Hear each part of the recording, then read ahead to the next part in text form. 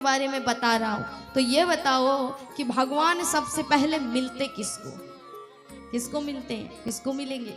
जो 2-4 बार नहाता होगा। बोले महाराज जो 2-4 बार नहाता होगा उसे भगवान मिलते होंगे। बोले यदि 2-4 बार स्नान करने वाले को भगवान मिलते तो कोल भील 4 महीने नहाते ही नहीं है जाड़े के महाराज। फिर भगवान राम उन्हें गले कैसे लगाते? राम ने लगाया था ना निषाद राज जी को, गले से हृदय से अपना सखा माना था महाराज। तो फिर क्या भगवान उन्हें गले से लगाते? बोले प्रभु फिर बात ऐसी है कि उसी को भगवान मिलते होंगे जो आयु में बड़ा होता होगा।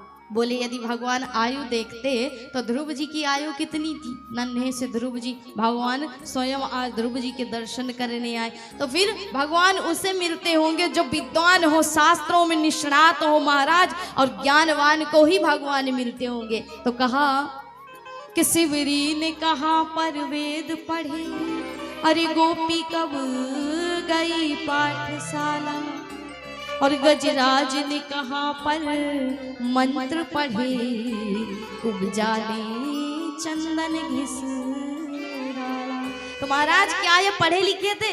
गोपियां पढ़ी लिखी थी, किसी विद्यालय में गई थी, लेकिन एक कौर माखन के लिए वो संसार को नचाने वाला उनकी उंगलियों में नाचता है।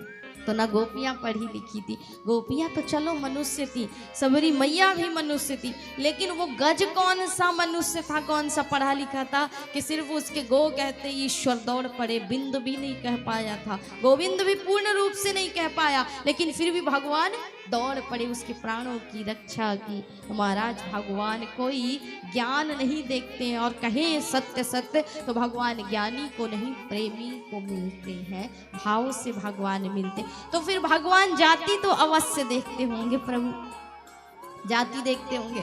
तो बोले ये बताओ कि का जाति विदुरस्य यादव पते, विदुर कौन सी जाति का था? दासी का पुत्र था, लेकिन फिर भी भगवान ने उसके घर केले के छिलके का पान किया, भोग लगाया। कैसे प्रभु मुझे बताइए।